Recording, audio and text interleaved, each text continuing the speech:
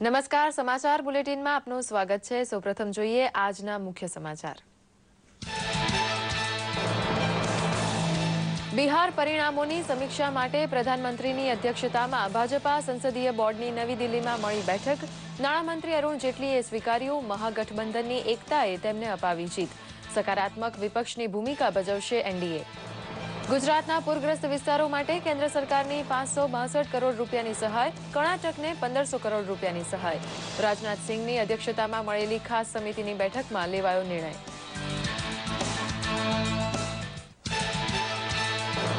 છ મહાનગરપાલિકાઓની ચૂંટણી માટે પ્રચારના શ્રી ગણેશ કરતા રાજકીય પક્ષો।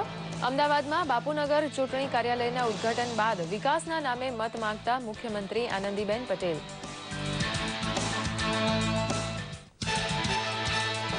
જિલ્લા તાલુકા પંચાયત તથા નગરપાલિકાની ચૂંટણી માટે ઉમેદવારી પત્ર ભરવાનો આજે અંતિમ દિવસ। ઉમેદવારી નોંધાવવા માટે ઉમેદવારોમાં જોવા મળી રહેલો ભારે ઉત્સાહ।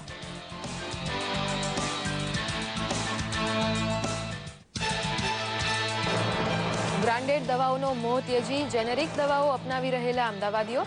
5 ગણી સસ્તી જેનેરિક દવાઓ છે બ્રાન્ડેડ દવાઓ જેટલી જ અસરકારક। દવાઓના ભાવ પર અંકુશ મૂકવા ઔષધ નિયમન તંત્ર પણ છે કાર્યરત। રાજ્યભરમાં ઉજવવામાં આવી રહેલો કાળી ચૌદશનો તહેવાર। નરક ચતુર્દશી તરીકે ઓળખાતા આ પર્વ નિમિત્તે મંદિરોમાં યોજાયા છે વિશેષ મારુતિ યજ્ઞ તથા પૂજનના કાર્યક્રમો। સમાચાર વિગતવાર જોઈએ। ભારતીય જનતા પાર્ટીના સંસદીય બોર્ડની બેઠક ગઈકાલે નવી દિલ્હીમાં યોજાઈ ગઈ। પ્રધાનમંત્રી નરેન્દ્ર મોદી તથા ભાજપાના રાષ્ટ્રીય અધ્યક્ષ અમિત શાહ તથા કેન્દ્રીય મંત્રીઓ આ બેઠકમાં હાજર હતા। બિહાર વિધાનસભાની ચૂંટણીના પરિણામ અંગે બેઠકમાં મહત્વની ચર્ચા વિચારણા કરવામાં આવી હતી। નાણામંત્રી અરુણ જેટલીએ બેઠક અંગે પત્રકાર પરિષદમાં જણાવ્યું હતું કે બિહારની પ્રજાએ આપેલા ચુકાદાનો અમે આદર સહિત સ્વીકાર કરીએ છીએ। અમે મજબૂત વિરોધ પક્ષ તરીકે ફરજ બજાવીશું। શ્રી જેટલીએ મહાગઠબંધન માટેનું એનડીએએ ધારેલું ગણિત ખોટું પડ્યું હોવાનો સ્વીકાર કર્યો હતો। गठबंधन होता है तो हर एक घटक अपना पूरा वोट एक दूसरे को ट्रांसफर नहीं करवा पाता और इसलिए जो केंद्र में प्रधानमंत्री जी के नेतृत्व में भारतीय जनता पार्टी और एनडीए ने देश में तीव्र गति पे विकास हो इसका एक नारा दिया है और उस दिशा में हम लोग काम कर रहे हैं। तो लगता था कि ये गणित इतना सरल नहीं होगा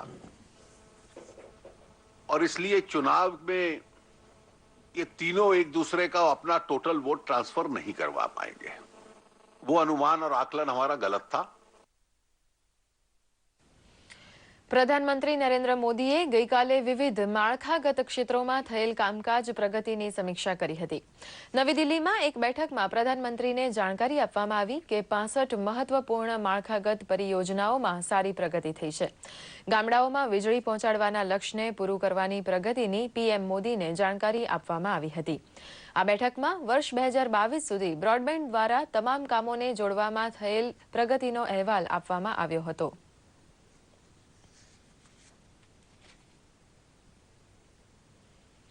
સરકારે તાજેતરમાં દુષ્કાળ અને પૂરથી પ્રભાવિત કર્ણાટક અને ગુજરાત માટે રાષ્ટ્રીય કટોકટી રાહત કોષ અંતર્ગત 21 અબજ રૂપિયાની રકમને મંજૂરી આપી છે।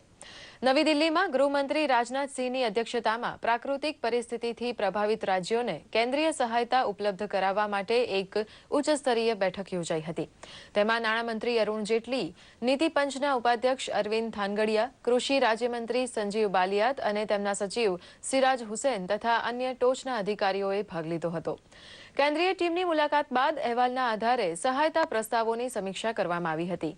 ગૃહ મંત્રાલયના સૂત્રોએ જણાવ્યું હતું કે દુષ્કાળ અને પૂરથી થયેલા નુકસાનની ભરપાઈ માટે સમિતિએ રાષ્ટ્રીય કટોકટી રાહત કોષમાંથી કર્ણાટક માટે 1540 કરોડ અને ગુજરાત માટે 562 કરોડ રૂપિયા મંજૂર કર્યા છે।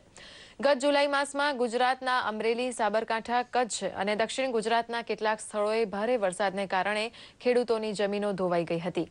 ઉત્તર ગુજરાતના પાટણ, બનાસકાંઠામાં પણ પૂરને કારણે મોટું નુકસાન થયું હતું।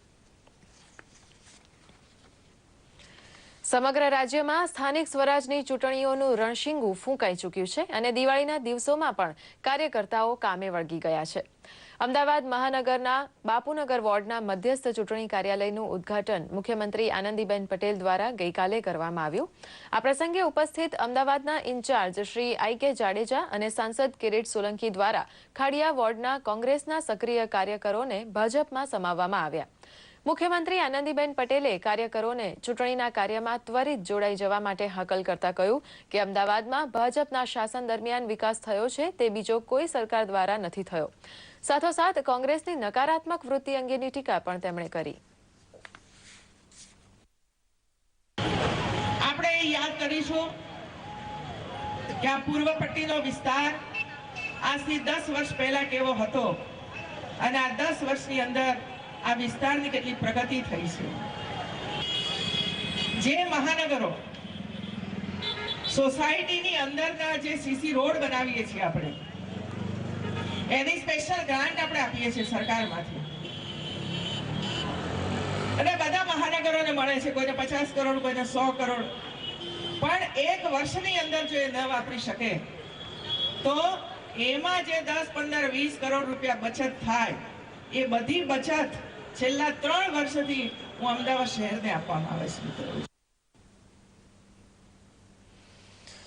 રાજ્યની 31 જિલ્લા પંચાયત, 230 તાલુકા પંચાયત અને 56 નગરપાલિકાઓમાં 29મી નવેમ્બરે યોજાનાર ચૂંટણીઓ માટે ઉમેદવારી નોંધાવવાનો આજે અંતિમ દિવસ છે.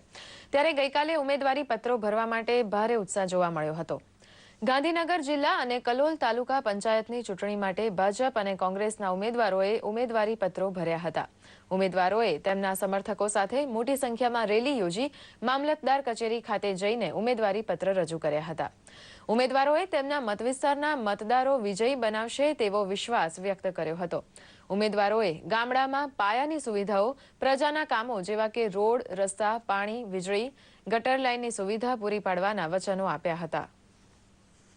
મારા મત વિસ્તારમાં આવતા તમામ ગામોમાં વિકાસના કામોમાં રોડ, રસ્તા, ગટર લાઈન, પીવાના પાણીની પાઇપલાઇન, ટ્યુબવેલો હોય, શાળાના ઓરડાઓ હોય, તમામ વિકાસના કામો કરેલા છે. શેરીશા ગામના, સબાસપુર ગામના અને ઉસ્માનાબાદના જે ભારતીય જનતા પાર્ટીના કાર્યકરો છે તેમણે મને સાથ સહકાર આપ્યો છે. આ વખતે અમને જે વિશ્વાસ પ્રજાએ મૂક્યો છે એ મને ખૂબ વિશ્વાસ છે અને ચૂંટીને લાવશે તો દરેક કોમનો વિકાસના કામો કરીશ. સામાન્ય દવા અથવા જેનેરિક દવા એવી દવા છે કે જે વગર કોઈપણ પ્રકારની પેટન્ટ વગર બનાવીને વેચવામાં આવે છે. જેનેરિક દવાઓના ઉપયોગથી આરોગ્યના ખર્ચમાં 70% જેટલો ઘટાડો થવાનો દાવો વિશ્વ સ્વાસ્થ્ય સંગઠને કર્યો છે. ત્યારે સમાજમાં વધી રહેલી જેનેરિક દવાઓ અંગેની જાગૃતિને લઈને જોઈએ અમારો આ વિશેષ અહેવાલ. જેનેરિક દવાઓ બ્રાન્ડેડ દવાઓની તુલનામાં અંદાજિત 5 ગણી સસ્તી હોય છે અને ઉપલબ્ધતાની દ્રષ્ટિએ સરળ બનતા લોકોનું લાંબુ આયુષ્ય જાળવવામાં મદદરૂપ બની શકે છે. આ દવાઓ ઉત્પાદક પાસેથી સીધી જ વેચાણકર્તા સુધી પહોંચે છે. સાથે જ તેની કિંમત પર પણ સરકારનો અંકુશ હોય છે. અમદાવાદના અંકુર અગ્રવાલ 1 વર્ષથી જેનેરિક દવાઓ પ્રત્યે જાગૃતિ ફેલાવી તેને સામાન્ય માણસ સુધી પહોંચાડવાનું કામ કરી રહ્યા છે. તેમના જણાવ્યા અનુસાર ब्रांडेड दवाओं विषय जे जाने छे तेज उपयोग करे छे. कैंसर की दवाई है जो कि 500 रुपए की एक गोली आती है और उसके सामने दूसरी है जो 2 रुपए की गोली आती है. सिमिलरली एक बीपी की दवाई है जो इंटरनेशनल कंपनी बनाती है, 3000 रुपए की 60 गोली आती है और सेम चीज इंडिया की कंपनी बनाती है इंटास जो कि 100 रुपए की 60 गोली है. अब 3000 की 60 गोली और 100 रुपए की 60 गोली तो आप सेविंग का कोई परसेंटेज इस पे कर नहीं सकते. जब तक आप लोगों से बात नहीं करोगे तो किसी को ये नहीं पता चलेगा कि जेनेरिक मेडिसिन इतनी सस्ती में मिलती हैं या कोई कन्विंस करने वाला, क्योंकि जो उनके डाउट्स है वो क्लियर कर सकें. एक बार वो डाउट्स क्लियर होते हैं तो लोग लेने के लिए तैयार हो जाते हैं. सामान्य एलर्जीनी दवा લેવોસિટ્રીજીનને અલગ અલગ ફાર્મા કંપની પોતાની મરજી મુજબના ભાવ સાથે વેચે છે, જ્યારે દવા કે તેની અંદર વપરાતી સામગ્રી એક સરખી જ હોય છે. આપણે દવાઓની સામગ્રી નહીં પરંતુ તેની બ્રાન્ડના નામ પર જ દવા ખરીદીએ છીએ. સરકાર પણ દવાઓની કિંમતો પર અંકુશ લગાવવા માટે પ્રયત્ન કરી રહી છે. ભારત સરકારના જાહેર સાહસોમાં જે દવાઓ બને છે એ દવાઓ જેનરિક નામથી એ દરેક રાજ્યના ગરીબો સુધી પહોંચાડવા માટેની એક વ્યવસ્થા ઊભી કરવામાં આવી છે એમાં એક એવું આવે છે કે જે મેડિકલ પ્રોફેશન છે તો ડૉક્ટરોએ એને જેનેરિક સ્વરૂપે લખવી જોઈએ તો જ એ કેમિસ્ટ જેનેરિક તરીકે વેચી શકે. આજે અત્યારના કરંટ ડ્રગ એન્ડ કોસ્મેટિક એક્ટની વાત કરીએ તો આજે કેમિસ્ટ એ દવા કે બ્રાન્ડ બદલી શકતા હોતા નથી.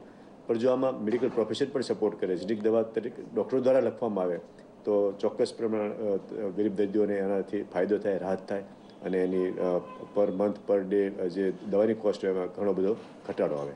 ધીમે ધીમે લોકોમાં પણ જેનેરિક દવાઓ પ્રત્યે જાગૃતિ વધી રહેલી જોવા મળી રહી છે.